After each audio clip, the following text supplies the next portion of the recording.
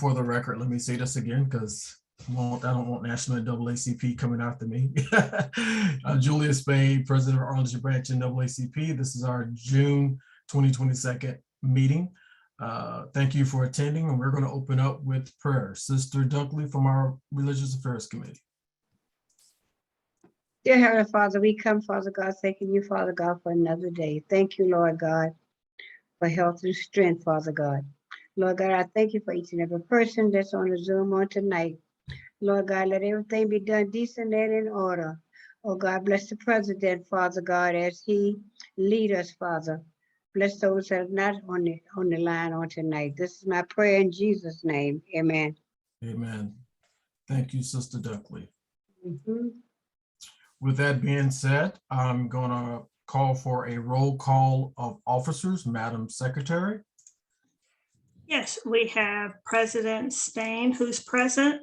Yes. First Vice President Kent Carter. Present. Second Vice President Sharice Kearns. I don't think she's going to be with us tonight. She may join late. Third Vice President Michael Heminger. He's on travel. Treasurer Roy Austin. Present. Assistant Treasurer Adriana Spain. Present. I'm Secretary Wanda Younger, present. Assistant Secretary Laurel Langhorne. Present. Executive Committee at Large Karen Nightingale. Karen Nightingale. Executive Committee at Large James Younger. Present. And Executive Committee at Large Simone Walker would not be present today. At Large Member Carolyn Kane. Present. Communications Leah Matterall. She's on travel. Criminal Justice Heather Kelly. Present. Economic Development and Labor Megan Brew. Present. Economic Development and Labor Maya Jones. Maya Jones. She's not here yet. Environmental and Climate Justice Gabrielle Cantor. Gabrielle Present. Cantor. She's here. Environmental and Climate Justice Kenyatta Clements. Kenyatta Clements. Housing Kellen Macbeth. Present. Housing Brian Coleman. Present. Political Action Jamie Abrams. Excused. Present also. Oh, welcome back. Political Action Megan Razor. Present. And Pastor Davis Religious Affairs will not be present.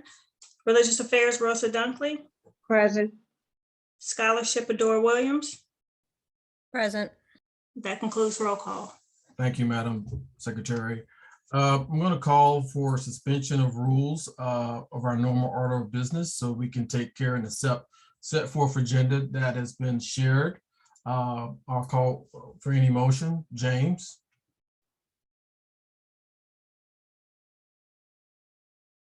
I move for a suspension of the rules. For a second. Second. Properly moved in second that we suspend the rules and accept the agenda in normal order of business. Are there any questions? Are there any questions? Are there any questions? There being none, all vote by coming off the microphone and saying aye. Aye. Aye. All opposed. Aye. All opposed have the same right. Ayes have it. Motion carried. We're going to go again and welcome everyone to this meeting. We see people are joining. We're up to 57, so that's great. We're going to go now to our financial report. So give me just a second to bring, where are you at, Mr. Treasurer? I see you here. Let me get this going. I think we have your treasurer's report. Give me just a second. Get this going.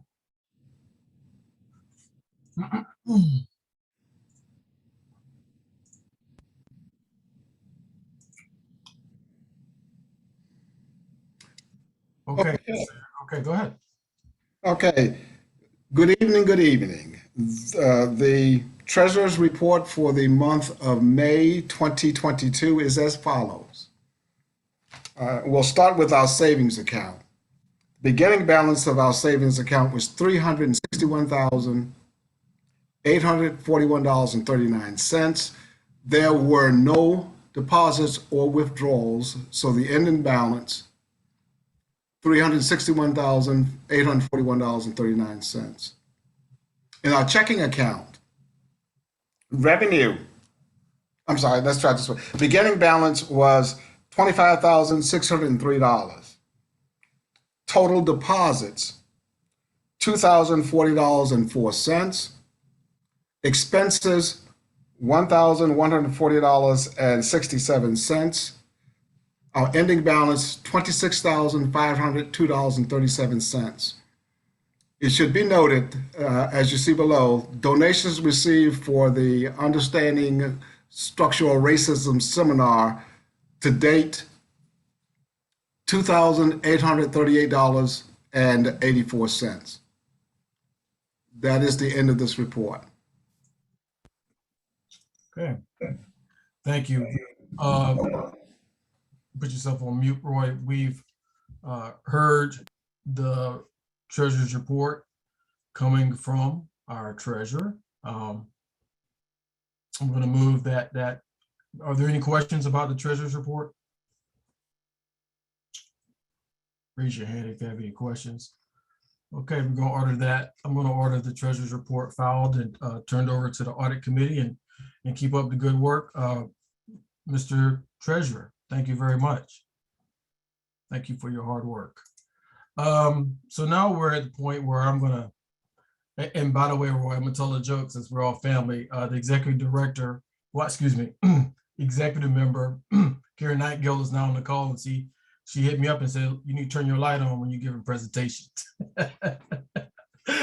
Little jokey joke. So I'm going to provide you a few comments here over the next few minutes, and I'm getting my stuff together here. First thing I'm going to share with you, let me get this going here. Just a second. I want to share with you these numbers of our membership, which I think most of you should have seen already. Our membership is healthy, right?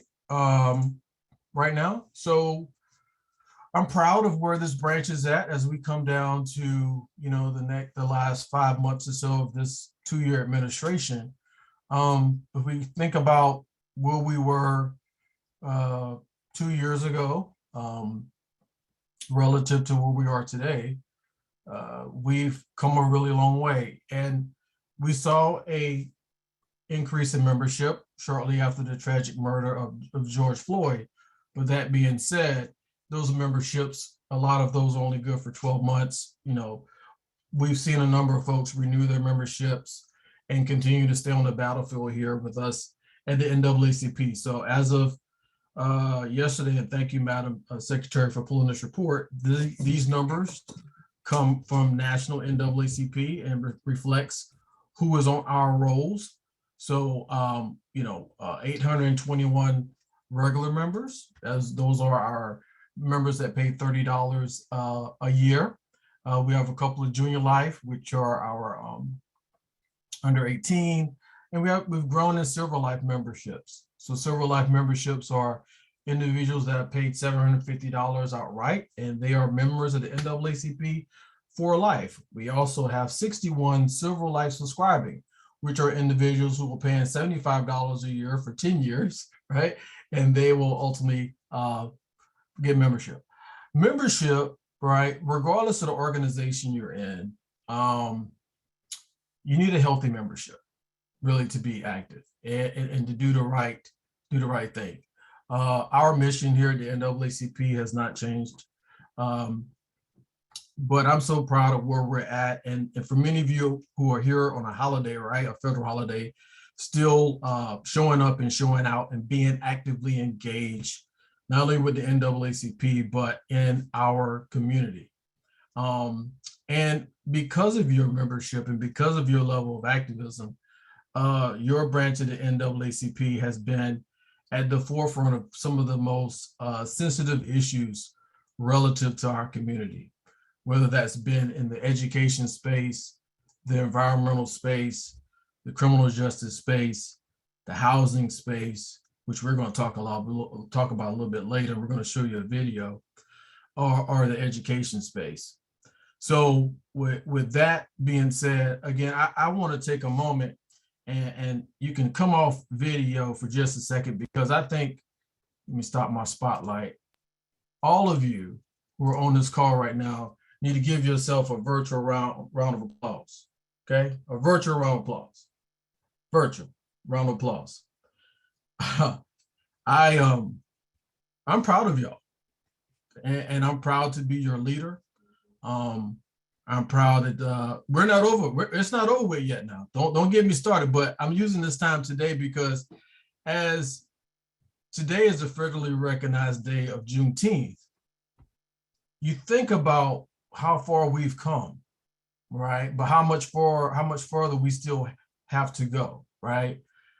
You know, there were Blacks, African Americans in Texas who did not know, who was told late, basically, right? And I'm not going to give you a history lesson because hopefully all of y'all went out to Juneteenth ceremonies and they were told late about, you know, that they were going to be free, right? And I was in one of the events yesterday, and not yesterday, but day before yesterday, and the guest speaker said, you know, are we really free?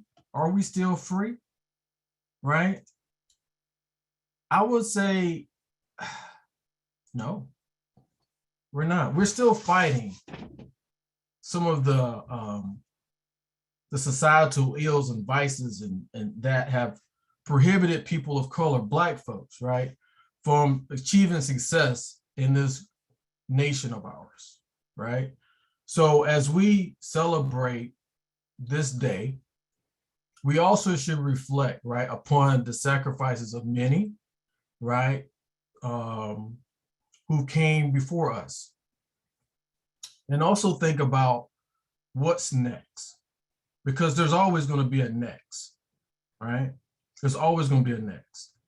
And for us here at the NAACP in Arlington, I tell folks it's like, you know, we're kind of like in a cocoon, right? Where, yeah, we see a lot of stuff going on outside the world, but we're not immune, right, from the many things that are taking over some communities, killings and white nationalism and all hatred, you know. And you're going to see, I talked about a video here earlier before, but everyone has a right. We have a right to a freedom of speech, but we also have a right to be respected. Okay, and so we at the NAACP, we do our best to respect our community, but also agitate our community at the same time in a good way, right? But I've seen some things as of late that also concerns me, because we have to practice strict decorum amongst each other and when we're dealing with our policymakers, right? And what we're embarking upon right now as our community is shifting, right? You're going to see some sides of people that you didn't think was there. And I'm talking about housing, okay? It's already rearing its ugly head, all right? So I want y'all to know that as long as we're here, the NAACP, we've been here since 1940, we're going to be fighting alongside our allies on that endeavor. And you'll hear more about that later.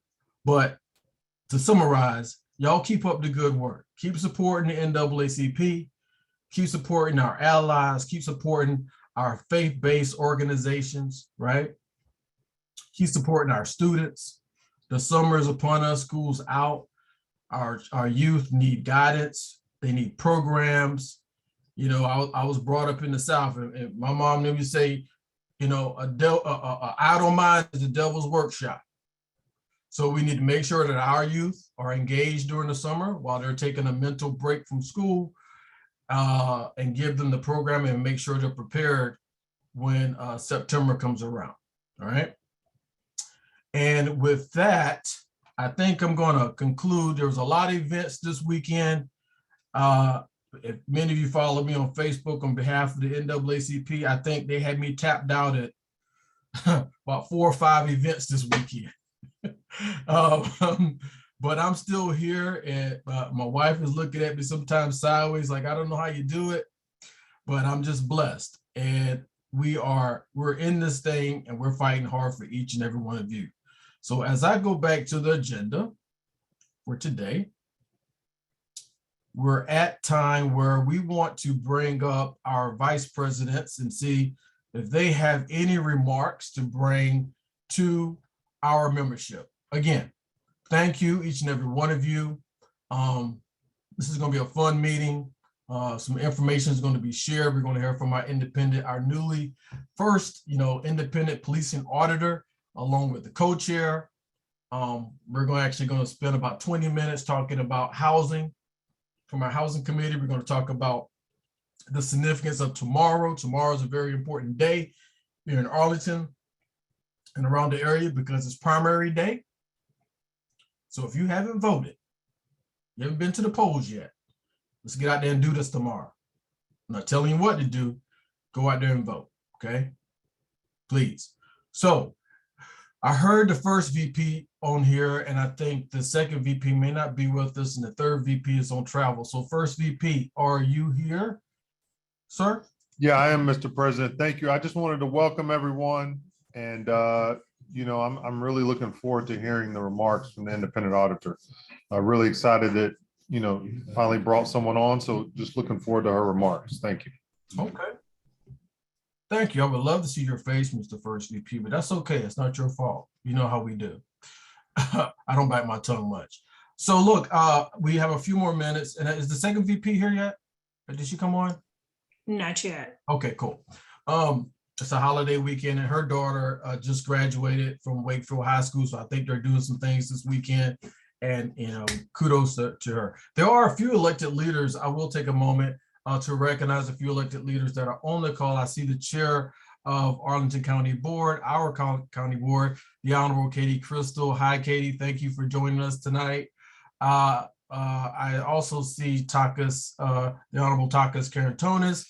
Thank you, Takas. Both of you had very busy weekends going places. And Katie, really liked that post you had with the young students on the bridge a few days ago. Am I missing anyone else here, Madam Secretary? Brad Haywood. Oh, well, no. Brad, I would, but I can't. But I'll say hello, Brad, to the public defender. Brad, where you at? Thank you for being with us tonight as well, Brad. So anyone else?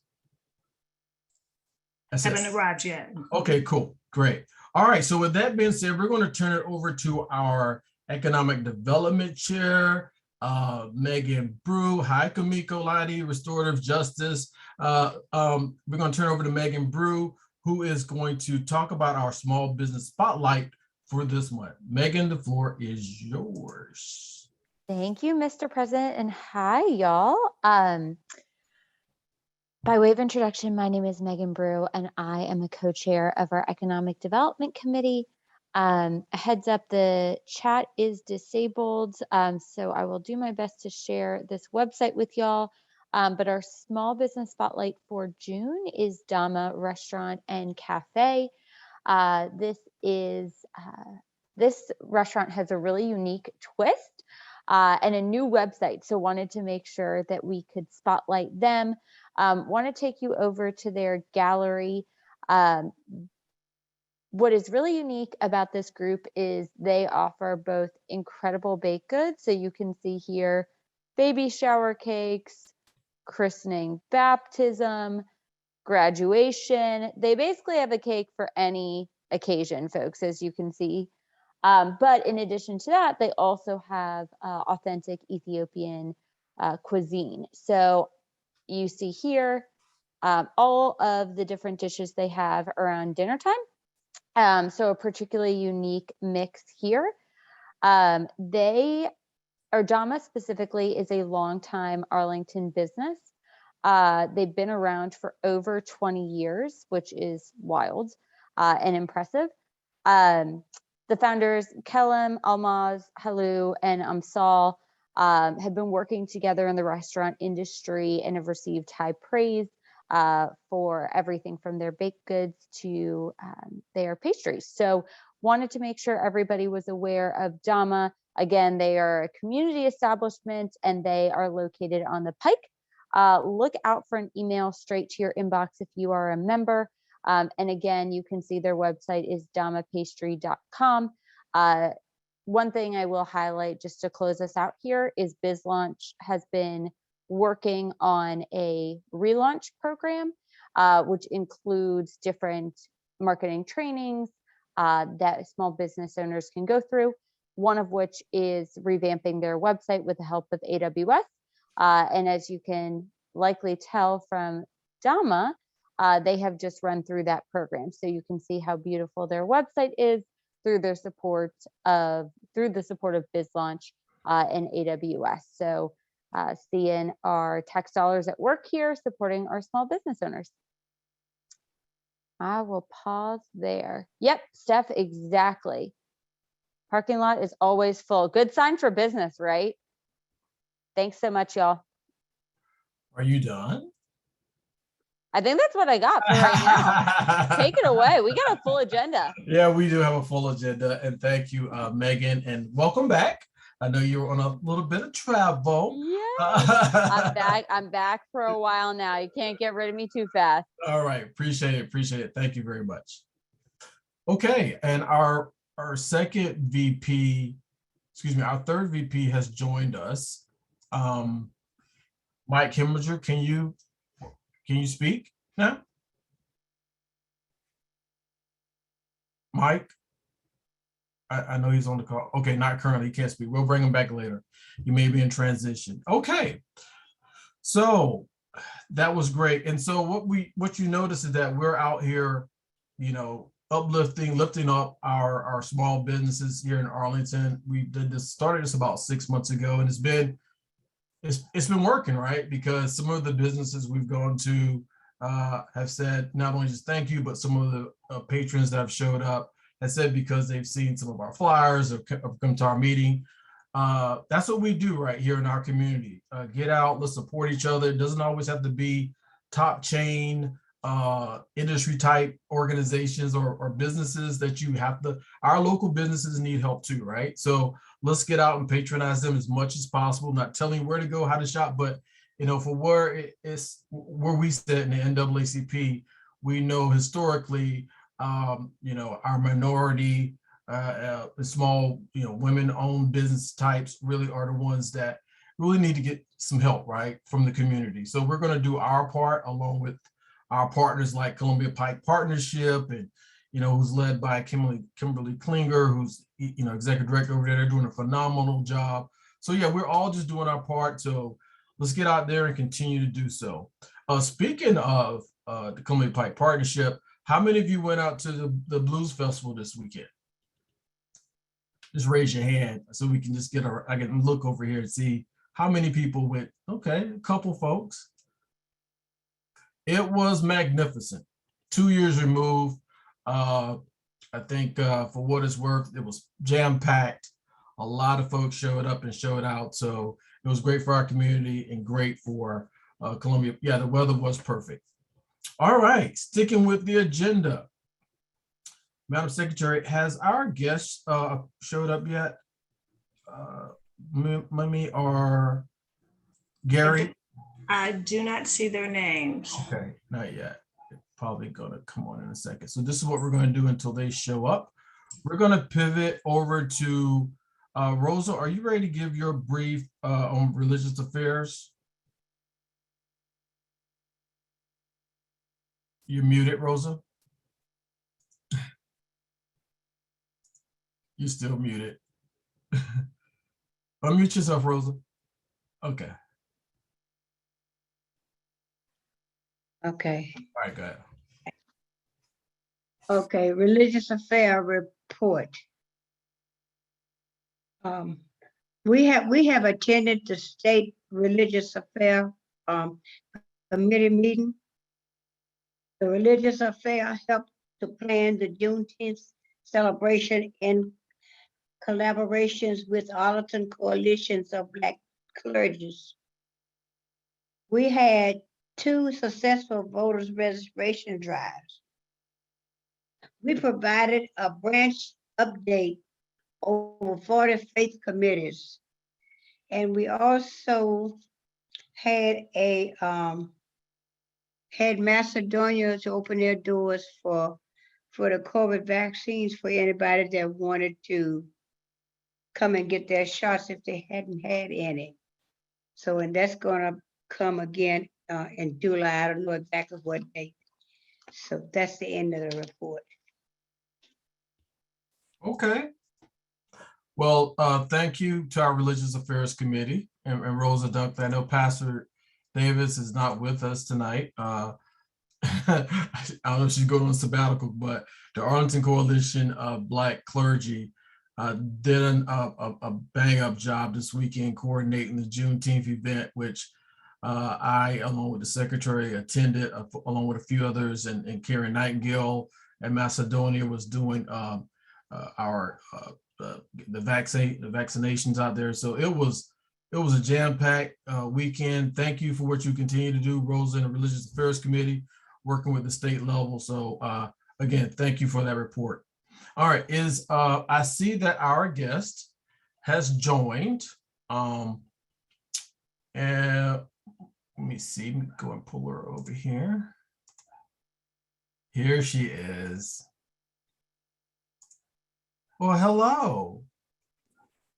Hello, good evening. How's everyone doing? We're doing fine. Is Garry, you want a minute or so? Is Garry going to join? I believe he is. I was just scrolling through to see if he's here or not. I don't see him yet. I'm happy to go ahead and get started so that we can keep everyone on time. And I will send him a text message just to make sure that we can do another report, and then we can come after that report. It gives you about 2 minutes or so to see if you can reach out to Garry. How about that? Then we'll actually, he reached out to me. I just saw. So Garry had to travel to Texas to care for his father. Totally get it. All right. They're having technical difficulties at his. He was still going to join, but he was having technical difficulties joining, so he's unable to join us tonight. But I will definitely be happy to speak in his place, and I can definitely talk for 15 minutes. You say about 15 minutes.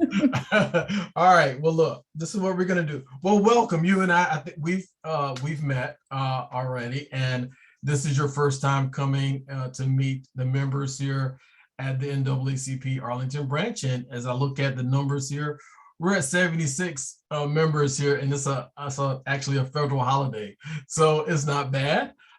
Everyone on the call, I think we've put a lot of information out there about Ms. Ibrahim, who's here in her capacity as the first independent auditor here of our Community Oversight Board. And what we've asked her to do is just to come in, tell us a little bit about herself, her background, the Community Oversight Board, the committee, the makeup, much, can't talk but so much right now about, because there's some sensitivity surrounding that, totally get it. But just also talk about, and there's a couple questions that came in, Mummi, so I'll ask those at the end, but just give us a broad overview. We want to welcome you to Arlington County, you and your family, your daughter and the team. And so with that being said, I'm going to go ahead and shut my mouth and turn it over to you and let you go at it, okay? Awesome. Thank you so much, JD. I appreciate the invite to come and speak to the Arlington branch of the NAACP. It's my honor and privilege to be here with you all tonight. I want to thank all of you all for tuning in, as JD said, on a holiday evening at that, to hear me share some remarks. And I also just want to commend all of you all. I know that the Arlington community showed up in a major way to make this happen, and I would not be here if it wasn't for each and every single one of you. So thank you for that. And thank you for showing the nation and for showing Arlington County that this is important to all of you. And I hope to serve in a way that always honors that. And I hope that you all will hold me to that standard of excellence. I hope to mirror your standard of excellence. I also see a bunch of my colleagues in the crowd this evening. So I just want to honor you guys for being here as well.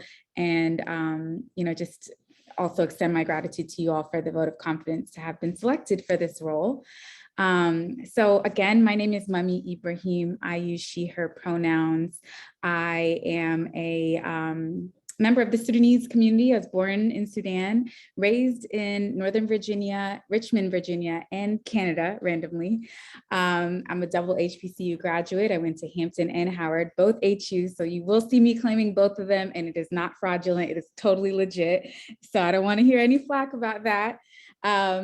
So yes, proudly read both HUs. I recently moved back to the area from New Orleans, Louisiana, where I practiced in criminal defense around sentencing reform, wrongful convictions, and served as both an attorney and a community organizer in those efforts.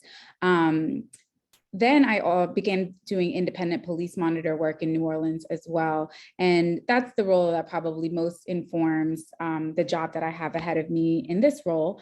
But I would say that all of my roles working on behalf of juveniles who were excessively sentenced in the system, being in conversation and being informed by community members, whether they were in prisons or in churches or front porches or living rooms or whatever, all of that information was valuable and critical in me being able to serve my community as an attorney and as an organizer. And I attribute that greatly to any successes that I had in sentencing reform and in overturning wrongful convictions in the state of Louisiana. And I'm still continuing to see the fruit of that labor, right? Like people are continuously coming home because of efforts that I was able to lift up on behalf of the community there. So I always look back to that work and it continues to inform me and ground me. And I try to approach everything that I do from the grounding of community. So as an independent police monitor in New Orleans, just to give you guys a little bit of background of what I did in that role. I served as a contract attorney for the police monitor's office, the local police monitor's office. So New Orleans has 2 police monitor's offices, one that was as a result of the federal consent decree that was brought about by the Department of Justice. The federal consent decree in New Orleans was or is the most expansive consent decree in the entire history of the United States. This is not about New Orleans, but I promise I'm gonna tie the loop here. I just wanna highlight that to say that there was New Orleans and working with the NOPD down there and the strides that were made from the time the DOJ passed this extensive and very expansive consent decree to the time I moved back, which is like over a span of 10 years, was tremendous.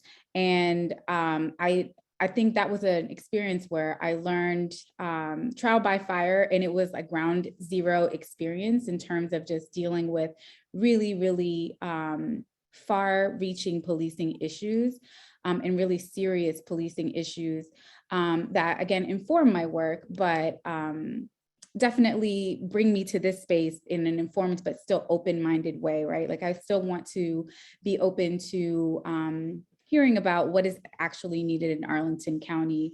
But I definitely think that I got really expansive experience by working in the New Orleans Police Department and just seeing how much of a transformation especially local police oversight can make. So I just want to also emphasize that to say that this is not a check the box situation, right? Like this is a situation where we need all hands on deck and we need to be really approaching this in a manner that allows us to have really open conversations and to really search deep for substantive change. And that looks completely different, obviously, in Arlington County than it would in New Orleans.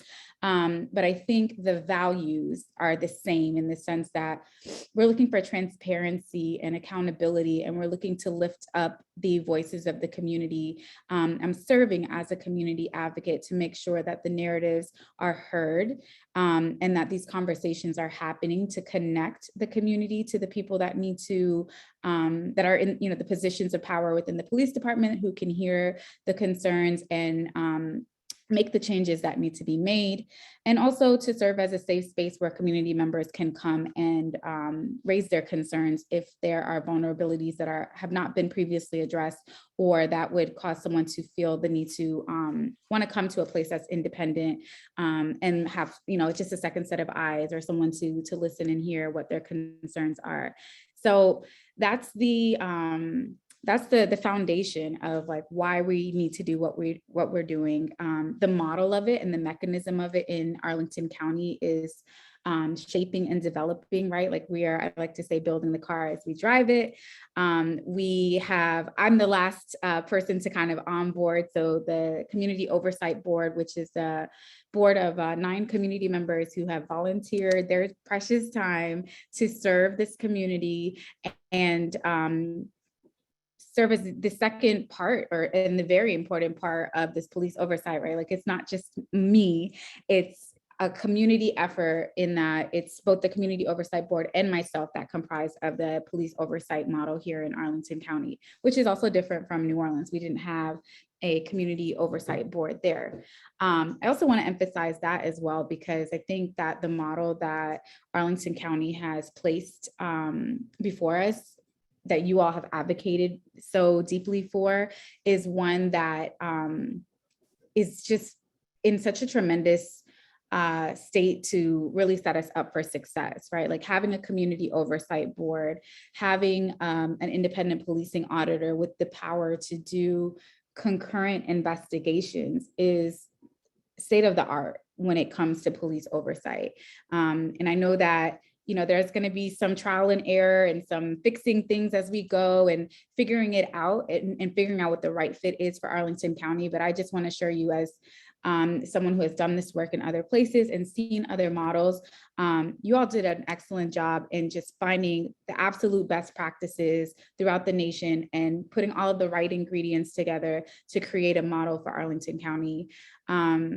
So I think that's commendable. Another thing that I think is commendable is that the community took the steps to make this happen before a tragedy like a George Floyd or a Breonna Taylor or a Trayvon Martin, or just, the litany of names.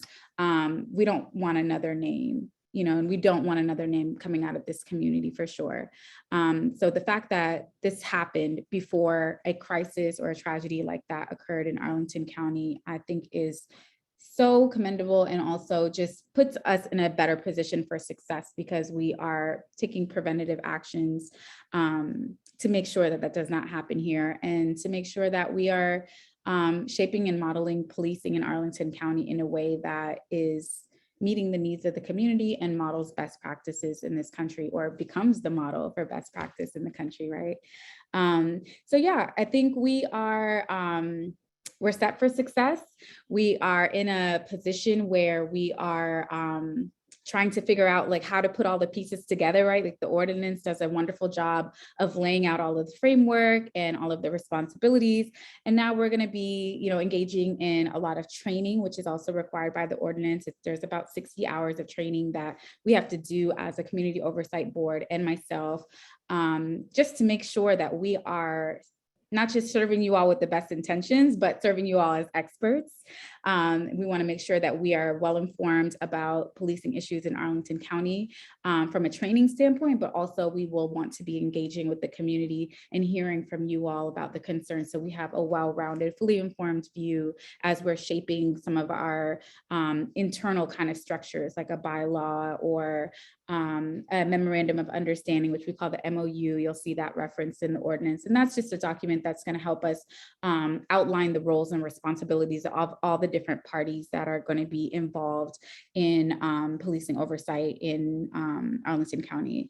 So I know today is just kind of like a meet and greet type of thing, but I really hope that you all will welcome us back for an opportunity, along with my colleagues on the Community Oversight Board, to hopefully in the fall or by the fall, once we complete our training and have started community engagement, we'll be in a better place to give you all some more concrete details about exactly how the structure is going to work and that sort of thing, and get your feedback along the way.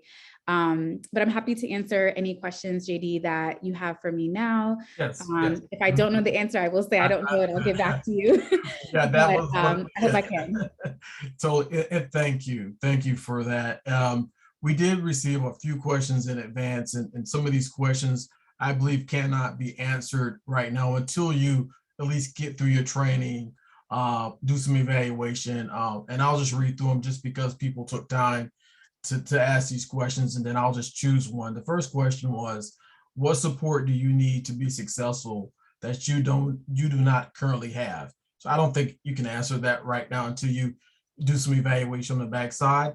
The other question was, what procedures are in place to ensure that policing will not be unduly influenced by the county manager? We could skip down for right now. What committee will follow the activities of the Oversight Board and Policing Auditor? And I will leave you with this question. I think this is one maybe you can jump on. What's your strategy for remaining independent of the police department and the county government officials? Sure. Yeah, and I think in answering that question, I could probably highlight a couple of answers in some of the other ones. So I know that even prior to me onboarding, there was a lot of our conversation, if you will, about whether I should be reporting to the county manager or the county board. And ultimately, I'm in a position now where I am reporting to the county manager. I want to assure people that not only am I the type of person that is not going to be swayed by, who I report to. I'm a community advocate first and foremost, right? But also I just want to ensure everyone that even if I wasn't that type of person, there have been so many things put in place to make sure that even the appearance of any sort of interdependence or bias or influence is taken away, right? I'm in a completely different office from the county manager.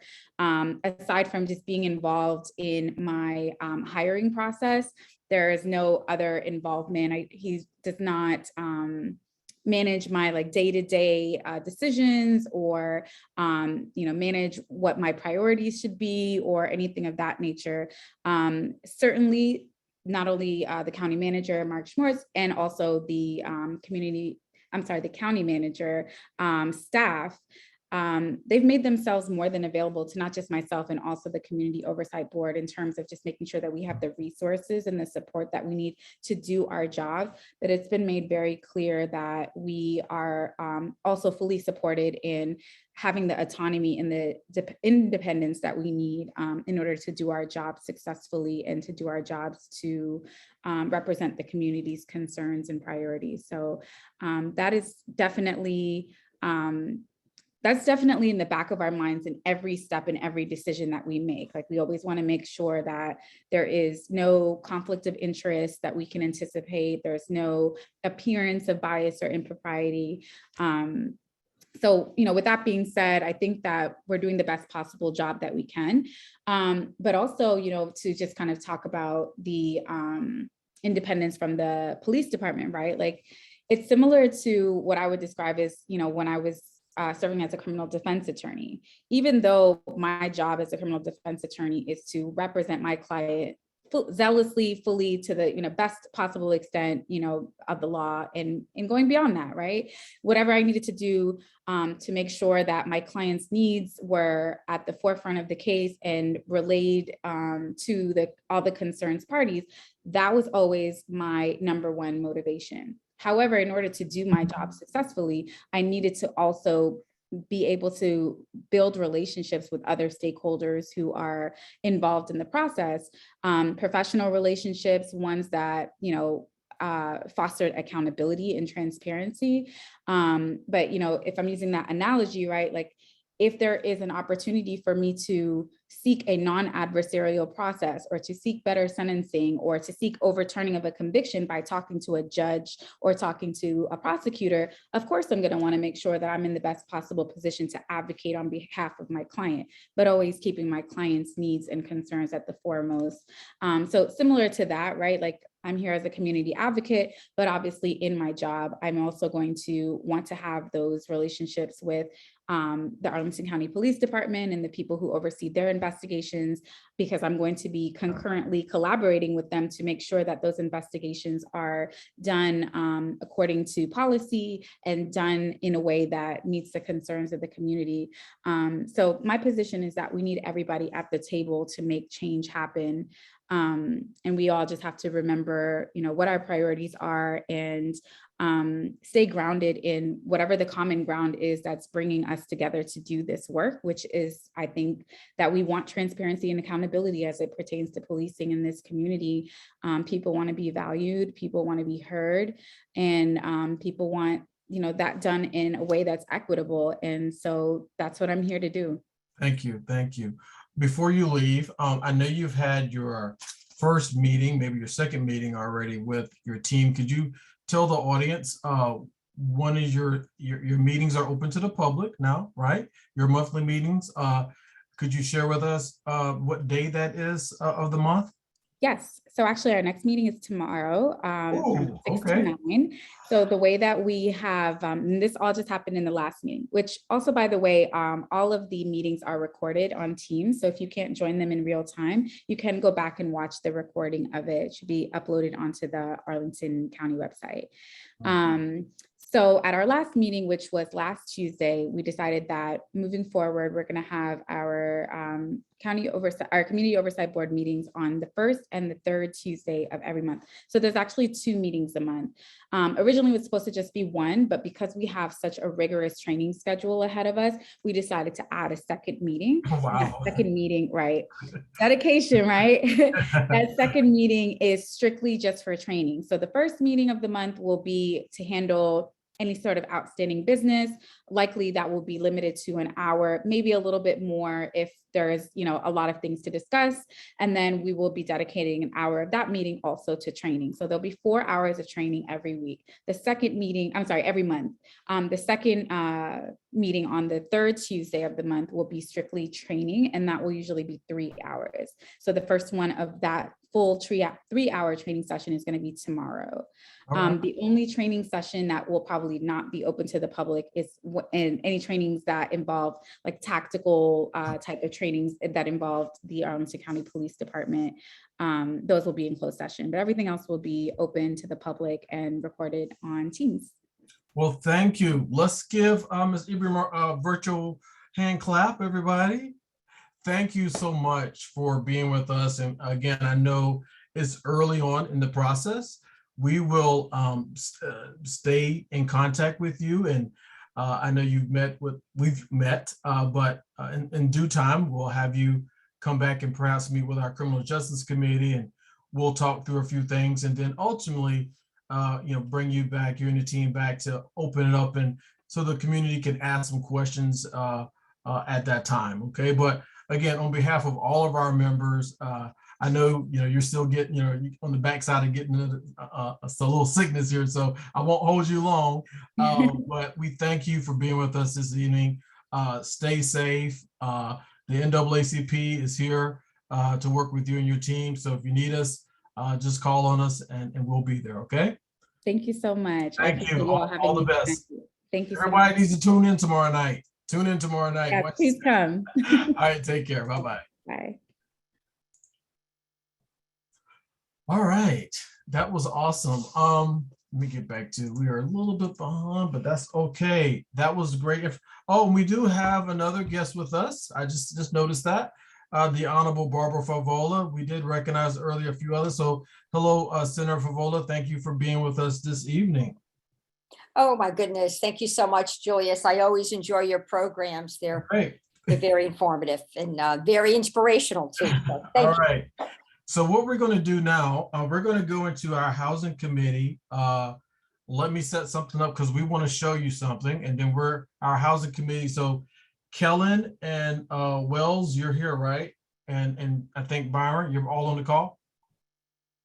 Yes. All right, so let me get this up and going here. If I can do this right. You know me, I'm just, give me a second here.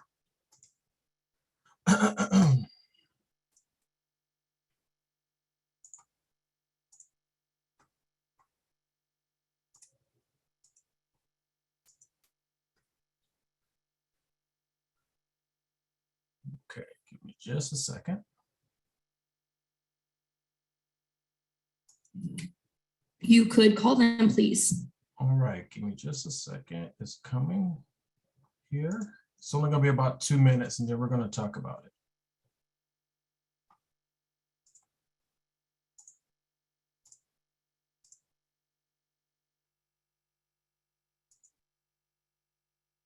Yes, our first speaker is Wells Harrell, followed by Ann Bodine.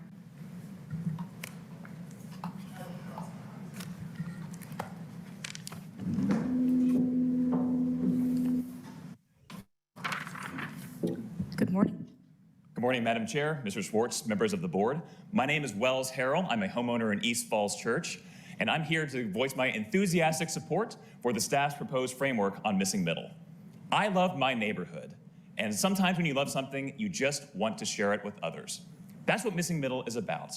It's also about choice, giving more families the choice to live in our residential neighborhoods. Maybe that's why missing middle is so popular. According to a recent survey of over 12,000 people in metro areas across the country, over 60% support missing middle, including 62% in the DC area.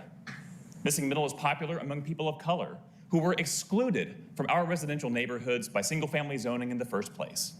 It's also popular among young people, millennials like me and Gen Z, who have seen our incomes fail to keep pace with the skyrocketing costs of housing. It's also popular among renters, the majority of our county, for whom homeownership in Arlington is becoming increasingly impossible. Missing middle is about choice.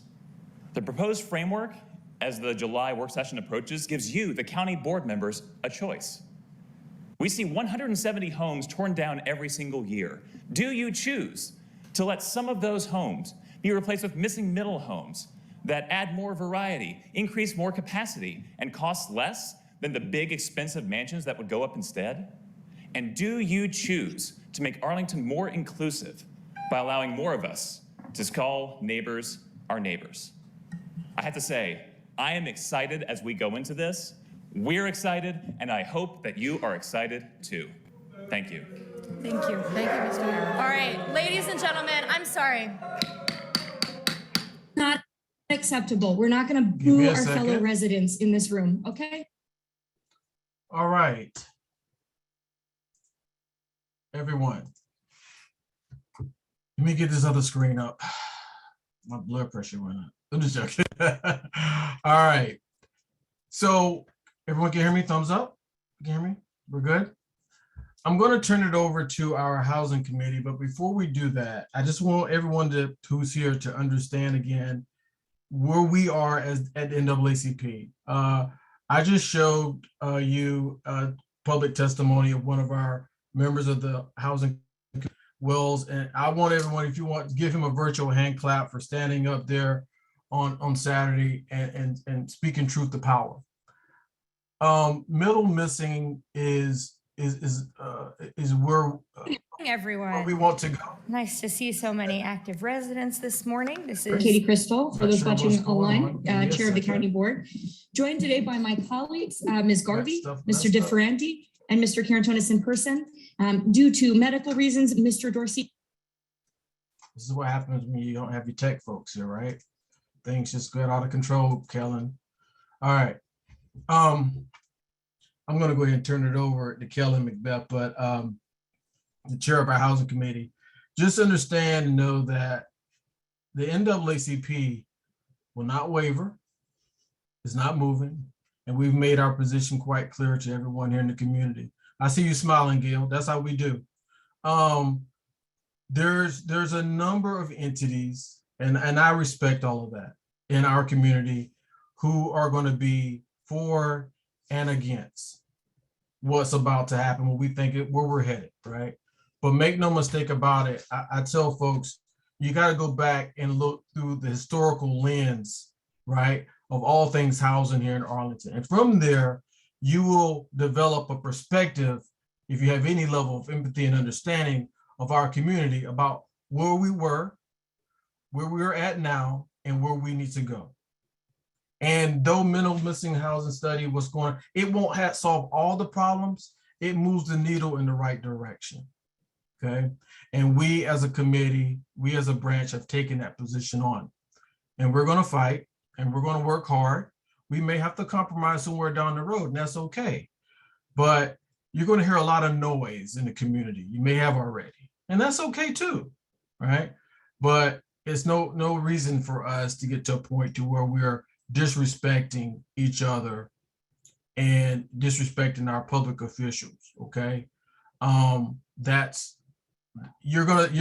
ugly devil is rearing his head now, y'all. Okay, I see you smiling again, Gail. You know exactly why I'm from the South, y'all. I've seen this all before. So let's continue to stay together with all this. If you have not written in, I think there still may be time, but I'll leave that up to the Housing Committee. But as your leader, I just want you to know that there's a lot going on. It's not just criminal justice and education.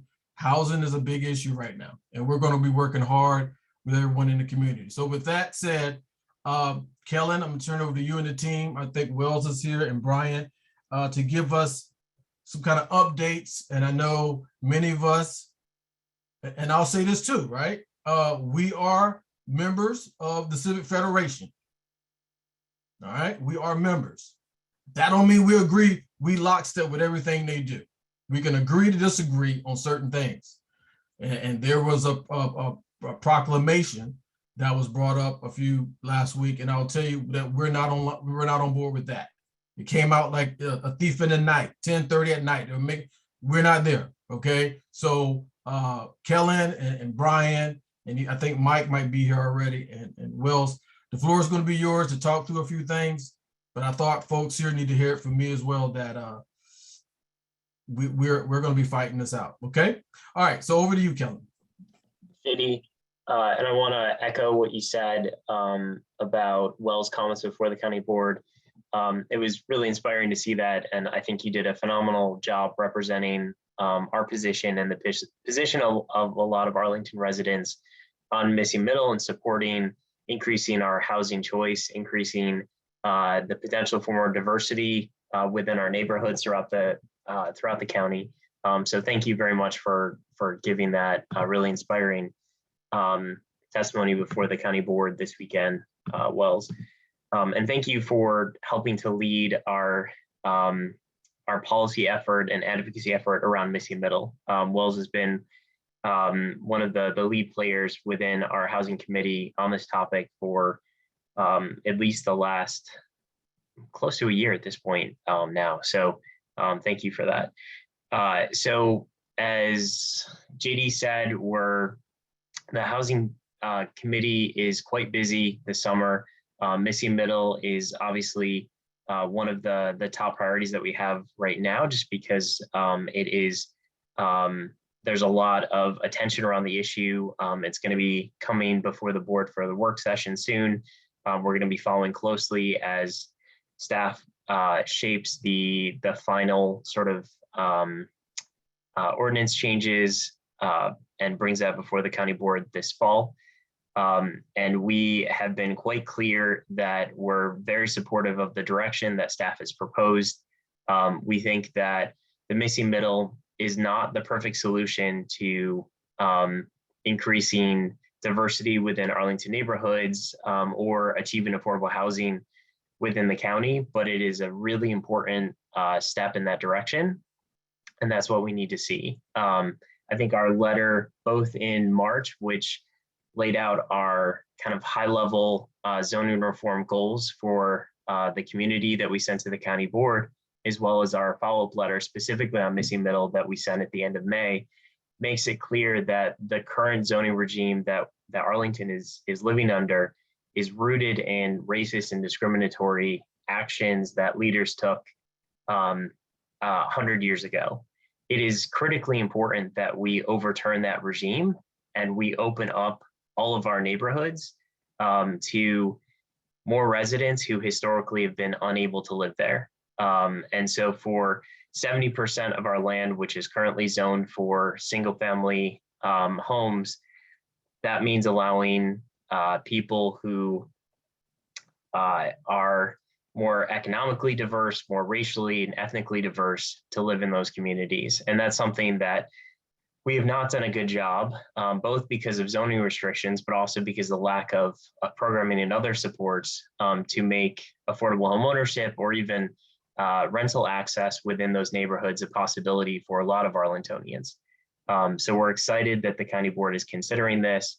We urge them to move forward with adopting a ambitious missing middle program for the county and zoning changes. And we will definitely be working with other partners like the Sierra Club, the Alliance for Housing Solutions, and other advocates throughout the county, as well as residents, to ensure that our voices are heard, and they're heard in a respectful and positive way, because this is positive change for our community. This isn't hatred pushing back and just saying, no, we don't want things to change. We want the status quo. This is about what positive things we can move forward within our community and opening up our neighborhoods to more people. And I think that's critically important at this time, that we sort of throw open the doors and say that, we're not going to restrict people from living anywhere in our community, and all are welcome. In addition to our work around missing middle, we're currently continuing to monitor what's happening around Plan Langston Boulevard. I think the latest is that has been delayed by a bit. So I think previously we're expecting that draft plan to drop in a couple weeks. It now looks like that could be a couple months. We've also been working very closely with the Metropolitan Washington Council of Governments on the regional analysis of impediments to fair housing choice, which is a mouthful, but essentially we've been serving on an advisory committee and providing advice and guidance for the last year on how we can make all of our communities in the DC metro area, including Arlington, more affordable, more accessible for protected classes. So that's based on race, disability, elderliness or age, source of income, lots of different factors that are really important to ensure that we're prioritizing people who've historically been marginalized, people whose interests have been left behind and out of housing considerations, to ensure that they're able to benefit from the economic prosperity within our region and our localities, and they have the ability to live in safe, decent, and affordable housing, throughout Arlington and throughout the Northern Virginia, DC metro area.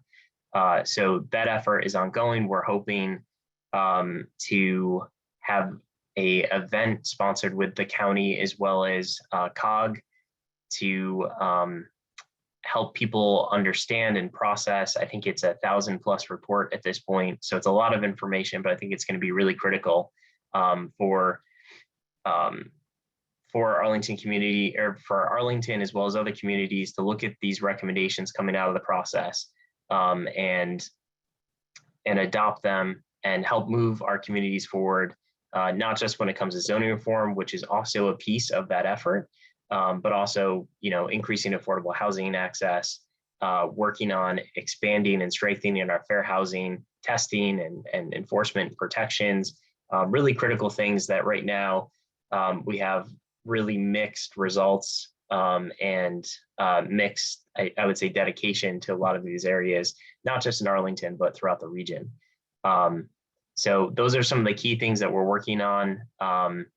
They're really big things. This is not going to be a relaxing summer for the Housing Committee because there's so much going on, and they're really critically important things. And that's going to continue through the fall as well. But we have a fantastic team of dedicated and incredibly smart and talented people who are, working on these issues and trying to ensure that we're always thinking about the impact of any housing policy decision, who's benefiting from this. And is it just the people who historically have benefited, wealthier, whiter people, or are we looking at people who have historically been marginalized and cut out of the benefits of a lot of different programs that we have or policy decisions in our community? So Brian, did you have anything that you wanted to add? Yes, just a small addition to that. Was very inclusive in what you described. Just to note that we have received a lot of support recently from various organizations within the Commonwealth just recently, and JD posted in the chat this letter that was released by the Arlington Chamber of Commerce, broadly supporting the missing middle. Of course, there were suggestions and recommendations that they made, but I'd like to emphasize how widely accepted this is. And of course, as stated earlier, there are going to be opinions that support as well as that dissent, but I think that broadly speaking, there is a general consensus that change is necessary to be more inclusive and to increase the general vitality of the area as it relates to housing.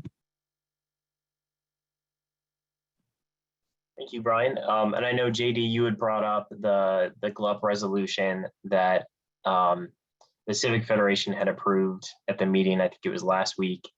So as he said, we've discussed it internally. It's something that I think we're very disappointed past the Civic Federation, although frankly, I'm not surprised. I think asking for essentially veto power by the neighborhoods over new developments. And I think in this case, a lot of it was spurred by an affordable housing development that a particular neighborhood does not want to happen.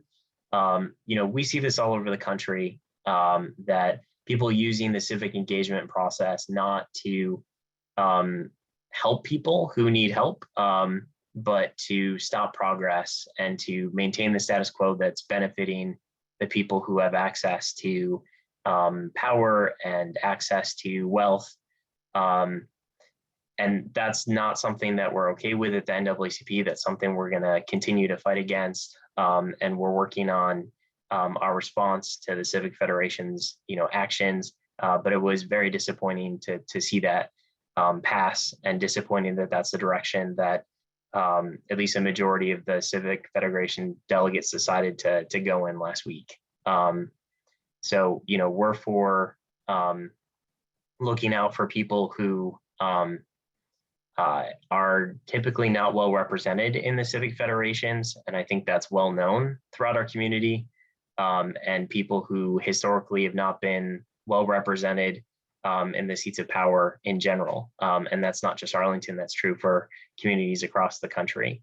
And so that's going to be our motivating force to ensure that especially Black and Brown residents, their voices are heard, and that we're continuing to advocate for solutions that are going to ensure that they're benefiting just as lots of other groups have benefited in the last 100 years and more in our community. Yeah, so stay tuned for next steps from the NAACP. Thank you for the update, Mr. Chair, Vice Chair. Is Wells here with us? I thought he was earlier. He may have jumped off. Is Mike, you here? Hi, JD, I'm here. Is Mike here? Is Mike, you able to come on? Hey, Mr. President, I'm here. Can you hear me? I can hear you, but I just can't see you. Okay, yeah, I apologize. I'm actually in an airport right now, so I apologize for any background noise. I just want to thank the chair and the vice chair just briefly for their efforts, kind of leading the effort. I wanted to weigh in briefly on the missing middle. The county has told us that, missing middle isn't going to make it more affordable for Black and Brown residents until we get up to that 6, 7, and 8 mark. And so obviously at the NAACP, we're here for the advancement of colored people. So we're going to be highly focused on that. Most importantly, missing middle really creates a precedent for the first time in Arlington to reform our zoning laws, which, as our chair mentioned, are deeply rooted in systems of racism and oppression. So folks, we're really at a crisis when it comes to affordable housing. I don't use that word lightly, but it is a crisis here in our community. We must get this through. We must do all that we can to weigh in. The consequences, if we don't do this, are really irreparable. So again, I'd like to thank the committee just for all their work. I'm coming back from 2 back-to-back vacations, so I'm fired up, I'm ready to go to keep up the good fight. So thank you, Mr. President. Thank you, Mr. Third VP. Wells, I did want to give you the floor. Sorry I couldn't make it down there Saturday morning. I was getting ready for another event, but I think Brian may have showed up briefly. I don't know, my patience probably would have ran thin real quick. Maybe they would have been solid had I got up. But anyway, Wells, anything you want to add? Because we really appreciate you stepping up. Absolutely, and I was more than happy to speak at the public comment session last Saturday. Even though, as you saw toward the end, it got a little rowdy, but that's the work, right? Yeah. And I'm more than happy to do it. I mean, again, I just want to thank Kellen and Mike and others on the committee for the spectacular work they've done so far in this really important area. I completely agree with everything that they have said. This is, this isn't the silver bullet. This is an important step, but it's just one step toward making Arlington a more inclusive place, toward integrating our neighborhoods, toward expanding housing opportunities for people of color and lower income people. So I'm really proud to be part of that work, and I'm planning on keeping up the fight. Thank you. Thank you. Thank you all for everything. There's a few questions. We'll get around to these later, but we got to move forward. So thank you to the Housing Committee. Let's give our Housing Committee a virtual hand clap, everyone. Virtual hand clap. They're out there on the battlefield. I tell folks, being a military combat veteran, I tell them, look, you're going to go out there on the battlefield for social justice and civil rights, and we're not waving no white flag. Okay, you charge the berm, you get over the berm, and you attack. Right? So they have been doing it, and I'm so proud of everyone on that team. All right, now we're going to pivot to some good news. We have our scholarship award recipient presentation. So tonight you're gonna hear who they are, right? You're gonna the scholars we've identified for this year. I think Leah Evans from our scholarship committee is going to be presenting, giving us that brief tonight. And if many of you don't know, I say this all the time, I see Leah. Leah is one of our first scholarship recipients from the Britton Foundation. What year was it, Leah? 2013. 2013. She went off to college, right? All right, let me get the schools right. You went to where you go first? I went to Johns Hopkins for undergrad. Went to Johns Hopkins for undergrad, yeah. And then master's? From Georgetown. Georgetown, and yeah. you're pursuing something right now. Well, yeah, I'm hoping to go to medical school. Medical school. That's the end goal. But this is where your donations, right? Years ago in our scholarship program, this is where the kind of work, we've had a number of scholars, but Leah has come back. She's back in the area. She's still going to school, as you said, and she's joined back up with our scholarship committee. And she's just been, some of her time dedicated here, giving back, right? And because she was one of the recipients and we were able to help her just a little bit, right? So thank you, Leah, for being with us. And with that being said, I'm going to turn it over to you. I think the sharing capability is there. You can go ahead and do your thing. Floor is yours. Okay, I'm going to go ahead and share my screen. Just give me 1 second. Can everyone see that? Can I get a thumbs up if everyone can see that? Okay, great. Okay, well, thank you, President Spain, for that wonderful introduction. Again, my name is Leah Evans, and I am a member of the Arlington Branch Scholarship Committee. So as a past recipient of the Willard Woodson Britton Jr. Foundation Scholarship, as well as on behalf of the fellow committee members, specifically Adora Williams, Kara Nightingale, former Jill DeWitt, Susan Cunningham, and our newest member, Octavia Johnson, it is my pleasure to be able to present to you the Arlington Branch NAACP Scholarship Class of 2022. Okay, there we go. So actually, let me open this up a bit more. Okay, great. Oh, wait. Okay, so this year, there were 2 types of scholarship awards given to new students. The first being the Arlington Branch Future Leaders Scholarship, which is a $10,000 a year renewable scholarship for 4 years. And the second being the Arlington Branch NAACP one-time scholarship, which is an award amount of $1,500. The Future Leader Scholarship is made possible by a generous donation from Amazon. So thank you, Amazon, for that funding. And this is actually the second year that we are able to provide this scholarship award to our students. So that's been really exciting. And then our one-time award scholarships are actually made possible by donations that are made to the branch by members like you. So thank you all to have donated to the Branch's Scholarship Fund. The recipients for these awards were selected after a thorough community level review, a scholarship committee level review, as well as an executive committee level review. Each application was reviewed with consideration based on the applicant's academic achievements, their in-school involvement, community service, evidence of any leadership potential, as well as it exhibited commitment to supporting and advancing the ideals of the NAACP. Financial need was a consideration specifically for the Future Leaders Scholarship. I will say that the vast majority of the applications that we received this year were extremely competitive, from their high school curriculum rigor to the level of community service, civic engagement. They were all pretty stellar applicants in my opinion. And the scholarship committee had a very, very difficult time this year trying to decide on what students would receive what awards. And I think we would have had an even more difficult time had we not had that initial community level review. So I would like to take this time to thank the volunteers who volunteered to read these applications in the community level review, specifically Jenny Apter, Peter Harnick, Merritt Gillard, Carol Lieber, Juliet Hisney, Bill Fogarty, Christina Armstrong, Elizabeth Fabrizio, and Cheryl Coleman Hall. So thank you to you all for reading these applications. This year, the branch is fortunate enough to be distributing $95,500 worth in scholarships, specifically for the 2022-2023 school year. This number includes our scholarships that are going to our new 2022 recipients, as well as any past students who are receiving either the Britton Foundation Scholarship, which is a 4-year renewable $5,000 a year scholarship made possible by funding from the Willard Woodson Britton Jr. Foundation, and then our 5 continuing Future Leader Scholarships from last year. So this year we received 20 applications, 19 of which came from specifically Arlington residents. Almost 50% of those applicants plan to attend colleges in Virginia, and 3 are going to HBCUs, which is super cool. Their average GPA was a 3.75, so pretty competitive. And all of the applications that we received were extremely impressive. And regardless of whether or not our applicants received an award, I think all of our applicants deserve a quick round of applause for their efforts and their academic accomplishments from this past year. So now for the awardees. So the first scholarship being awarded tonight is the Arlington Branch Future Leader Scholarship. These recipients needed to specifically be Arlington residents with a minimum GPA of 275. And in order to qualify for the renewal or the award renewal, they have to maintain a 3.0 GPA in college. So our first Future Leaders Scholar is Sarah Berhe Abraha.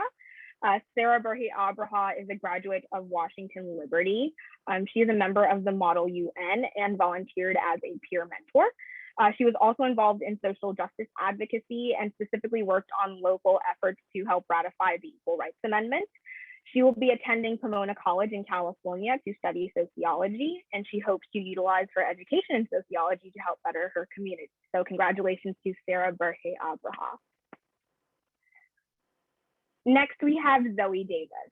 Zoe Davis graduated from Yorktown High School, and while there, she actually helped to co-found the Black Student Union, and she led a petition to having an African-American history class made available at Yorktown High School. And of course, that petition was successful, so now students at Yorktown will be able to enroll in an African-American history studies class because of her work, so thank you for that, Zoe. For college, she will be attending North Carolina A&T, where she plans to study animal science with a minor in computer science. And after undergrad, she would like to attend veterinary school. So congratulations to Zoe Davis. Next, we would like to recognize a student who was originally awarded a Future Leader Scholarship, but unable to accept the monetary award. This is Belen Yeshigeta.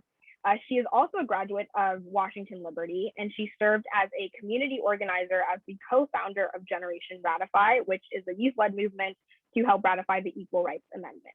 She plans to attend Columbia University in the fall, where she will major in history and political science, and she hopes to attend law school after undergrad and use her education to hopefully start a nonprofit that focuses specifically on social and criminal justice reform. So congratulations to Belen Yeshigeta. Lastly, we have the Arlington Branch NAACP One-Time Awards. This scholarship, again, was made possible by donations to the branch's scholarship fund by individuals like you all. So again, thank you for making this possible for these students. This particular award requires the student to have a minimum 2.5 GPA. So this award will be going to Mashrab Zaman. Mashrab Zaman graduated from Wakefield High School, and he actually moved to the United States from Bangladesh about 2 years ago. And despite only being here for a little over 2 years, he became heavily involved in extracurricular activities and community service. He was a representative of his class's Student Government Association. He also served as vice president of his school's finance and investment club, and he found the time to volunteer with the American Red Cross as well as the Green Valley Civic Association. He will be attending George Mason University in the fall with plans to study management information systems and finance with a minor in supply chain management and accounting. So again, congratulations, Mashrab Zaman, for this award. And so to our scholarship class of 2022, congratulations on your academic achievements. We are so very proud of you. And as you embark on this next chapter of your education, please remain committed to service and generating positive changes in the communities that you will now call home for the next 4 years. So that concludes the scholarship announcement. But to the branch members, if you are interested in making a difference in the lives of Arlington County students and you would like to get involved in our scholarship program, the scholarship committee is specifically looking for members who are interested in volunteering their time to be mentors for our scholarship recipients. There should be an email coming out hopefully soon with more details in regards to the mentorship aspect of the branch's scholarship program. So keep a lookout for that. And if you have any questions in advance of that email coming out, make sure to send us an email. I make sure to leave our email in the chat. Also, if you are interested in just being a member of the scholarship committee, please shoot us an email. And if you would like to donate to the branch's scholarship fund, please do that as well. Again, one of these scholarships are literally made possible just by your donation. So please consider donating to the branch's scholarship fund. And with that, I thank you for this time and congratulations to all of our scholars. Thank you. Thank you. Virtual hand clap. Thank you so much. Leah, hold on just a second. I know Deborah Britton, one of our sponsors, is joining us in the call. I hate to put her in a situation. Deborah, do you anything? I know we're gonna have another ceremony down the road. Would you like to say a few words, Deborah, at all? I think Leah has said it all. Thank you so much, Leah. And congratulations. Yeah. Thank you, Deb. Thank you. Let's give all Leah and our new awardees a round of applause. We'll have a formal ceremony in a few months, and I know they will be recognized at our banquet this year. Thank you. Great job. Okay, we're going to move on to our Political Action Committee. So Megan's with us. Get Megan here. Hi, Megan. Good to see you again. Is Hello. Jamie going to join with us tonight, or is she? I think she's just listening in. Just listening in, Just okay. have one big announcement. All right, so I'm going to turn it over to you. Okay. Thank you, Mr. President. And as Julius actually mentioned at the beginning of our meeting, tomorrow is primary day in Virginia. So we encourage everyone to get out there and vote. On the ballot tomorrow are the Democratic candidates for the Democratic Party's nomination, and that is for Congressional District 8. The Republican Party holds a caucus, so tomorrow is just the Democratic candidates. So get out and vote tomorrow. Exercise your right to vote. This is how we can all make sure our voices are heard. So I am going to drop in the chat the Arlington elections website so you can get all the information that you need about voting. Also, there is a button on that screen, but I will also drop another link to the Virginia elections page. This is where you can check your voter registration status. So I highly encourage you to do that. This is also where you can check your polling place. As a heads up, there have been a handful of polling place location changes in Arlington. I think there's a list of 4 or 5 on that Arlington website. So be sure to check that out. Make sure you know where your polling place is tomorrow, as well as the times that those locations will be open. So again, get out there, vote in the primaries tomorrow so that you have a say in who is on the ballot in November. And that's for Congressional District 8. And thanks. right. That's all I got.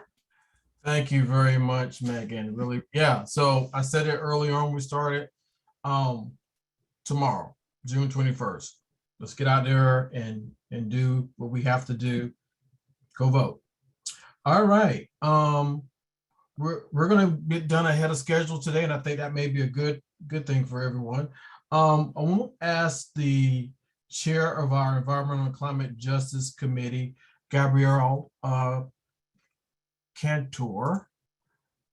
Do you have a few things, anything you want to pass tonight, Gabrielle? Yes. Hi, JD. Hi, Hey. everybody.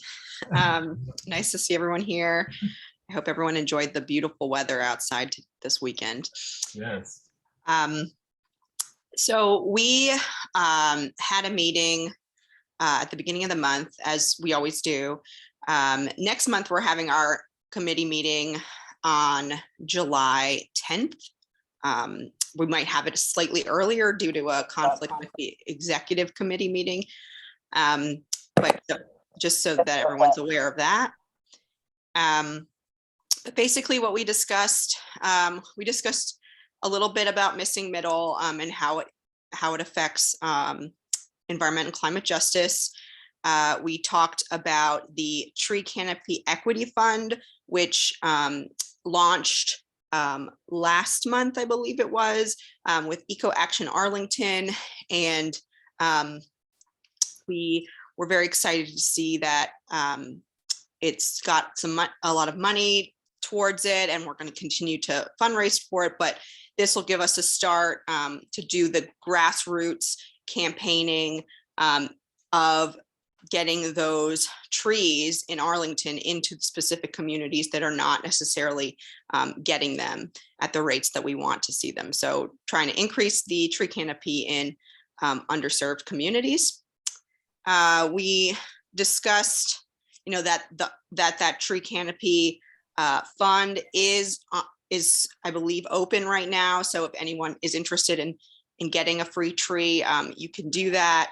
But yeah, as part of our efforts, we are focusing on specific communities because we want to see more equity when it comes to the tree canopy. And then I guess just as a final note, we're going to be looking for a temporary environment and climate justice chair. We have one. We have one. We're good. Oh, you do. You're not talking. Yes. Yes. Well, if you're interested in being part of the chairship, we are always looking for people to lead stuff. So definitely still looking for anyone who is interested. And we can reach out to me either directly in the chat or I'll put my information there. And you're welcome to come to the next committee meeting as well as participate in any future activities that we're doing. So I think that's it for us. Thank you, Gabrielle. And I do owe you a call. There is someone who stepped up and volunteered recently, so we'll speak and I'll tell you all about it. Okay, Sounds great. They'll finish out the administration for you. Okay. All Perfect. Right. Thank you. Great. All right. Last thing on the agenda here, item we have is we have our criminal justice chair here, Heather. Thank you so much. Let me get you here. Hey, I'm here. Yeah, where are the fur babies at? Okay, here we go. We're ready. There's one here. And he's always on the lap during meetings because he will bark. But and we've learned from past meetings that when he snores, you can hear that too. So, but he's awake right now, so hopefully he won't snore. I think I'd like to make this quick. I'd like to start off tonight by acknowledging just my excitement and pleasure that we have a federal holiday for Juneteenth. We have a federal Juneteenth holiday. It is long overdue. And also to recognize that it is something that before there was a federal holiday for this, a lot of people, too many people didn't even know what Juneteenth was and what the significance was, or even that the Emancipation Proclamation wasn't actually the end of slavery in this country. So acknowledge that. Hope everyone honored and celebrated it in the best way you know. And also to wish all dads a happy Father's Day. Lots of dads on this call.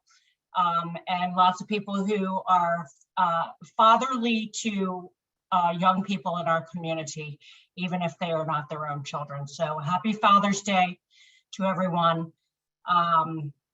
And so most of what I would like to address was addressed previously in the call tonight with our guest speaker.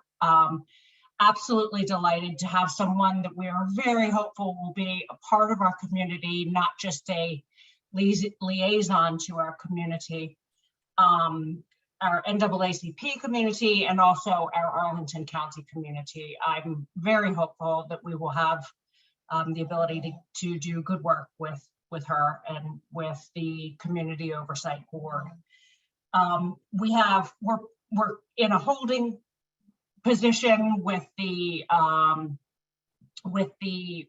request that we made to the Department of Justice for the investigation into the deaths at the Arlington County Detention Facility. We are still waiting to hear where that's going to go. We're hopeful that it goes somewhere that is meaningful for our community to get answers and to make sure that what has happened in the past doesn't happen to anyone else in custody in Arlington in the future.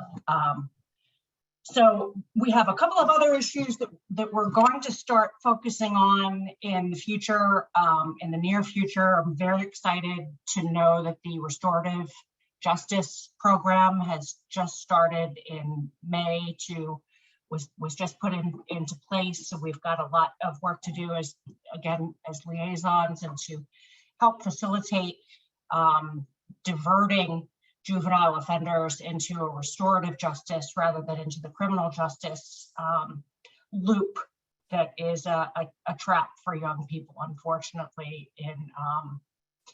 I think we owe it to them to try to do better, and we're going to do what we can to work together with the county on that issue. And then finally, we're hoping at some point during this year to get to have a presentation to young people in Arlington about a Know Your Rights program with the Black Law Enforcement Officers Association. And that is something I think that would, if we can, I doubt it'll happen before the end of the summer, but that's one of those great things to do, great services for young people to avoid what you said earlier in the call, JD, which is what an idle mind is I don't know how you said it, I grew up in Maryland. Okay. So, totally get it. I understand, Heather. Right. We're still have lots of work to do. Our committee meeting is on this Wednesday at 6 to 7. Join us if you can. If you would like to join, I will put my email address. Let's talk about just real quick. Yeah. If you don't mind me just bringing to light that we are looking to have the Commonwealth Attorney for the County of Arlington and the City of Falls Church at our next meeting in July to talk about a few things. You have to understand that there's a lot of sensitivity surrounding criminal justice, sometimes legal issues that we even ourselves perhaps don't talk about much, simply because a lot investigations may be ongoing, and we know that there's folks that are within an earshot of the NAACP trying to ascertain what we're doing, but there's a strategy involved. We have a number of contacts and people that are working to the aforementioned letter that we sent the DOJ, Special Litigation Unit. We're not trying to be too forceful. We just want the DOJ to kind of come in here, right, and do a clear evaluation of what's of the system. And I share this with y'all because, and Heather and I've talked about this a good bit, Esquire, when you're doing an investigation, right, the only way you can truly do an investigation, independent investigation, is that you have to go inside, right? You can't hire from outside, contract outside to work around the edges. To do a thorough investigation, you have to come in, you have to talk with personnel, you have to speak with current and past inmates, personnel, even themselves, when you're talking about pattern and practices. And everything we're hearing up to this day is not there. That's not what it's more of like, well, we're going to hire somebody from inside to do quality assurance. And we're going to perhaps look at doing some contractors to come in to really make, I mean, there's many nuances associated with investigation. So to clear all of that, right, we feel strongly that the only team, the only entity is that of the DOJ. And we would hope that we would have other leaders in the community to view it the same way, because if not, what you're going to get, you're really not going to get what you hope not to find anything. But what we do know for certain is that there's some there, right? Is that absent proper policies, right, you're going to have people dying. And we know there's been a number of policy initiatives, things that have changed shortly after some deaths, right, because something happened, right? Now, the public may not know a lot about it, but there's issues. There are policies, there's practices and procedures that were going on that need to be fixed. And so it's still on the hearts and minds of a lot of folks. I tell you, I can't walk around the community without folks saying, hey, what's going on with the jail stuff? I mean, like, and you have folks pointing the finger still at each other. So we want to get down to the bottom of this, and as a community, and I think we'll be there at some point in time. Heather, again, I'm sorry to jump in, but the Know Your Rights piece, we'll get that out later on this year. We're working with community policing and all that good stuff. I've been speaking with Deputy Chief Vincent, so we're going to look at some programming, and there's a lot on the plate. We still haven't gone back to, we some FOIA stuff that we brought up about the hiring practices and how we, we talked about this before, the current chief of police, how they were brought on, and national search, and how did that play out? And yeah, so we still have those records to go through. And so there's a lot for the Criminal Justice Committee that we're working on. But with that, Heather, anything else you think the membership should know right at this time before? No, I don't think so. But I put my email in the chat. We'll have a different email. We'll have different emails eventually. But for now, if you would like to join our committee and join our monthly meetings, we meet on the 4th Wednesday of the month. Yep. And that's it. Wednesday. Is it? Yeah. Isn't it? I think it is, because that's it. Yep, that's it. So it's this Wednesday. We'd love to see you. We'd love to have more hands on our deck too, or I'm going to mix some metaphors, but we'd love to have more voices, more eyes on things, and more hands and things. So please join us if you. But hands that want to do the work of the NAACP and not just be. Yeah, you know what I'm talking about. Yeah. Thank you, Heather, so much. Thank you. And appreciate you. All right, everyone. Just so you make note of this, we will meet in July. However, for August, we're taking a break.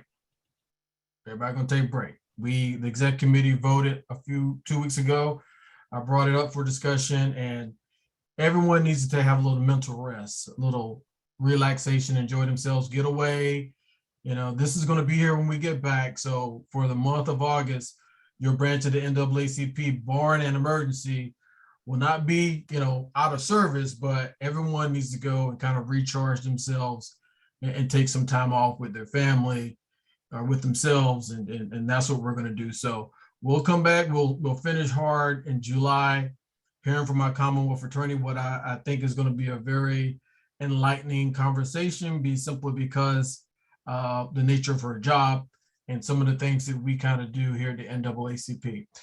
With that being said, I am going to, did I miss any officials, Madam Secretary, that I did not recognize? I don't see any others. Okay, great.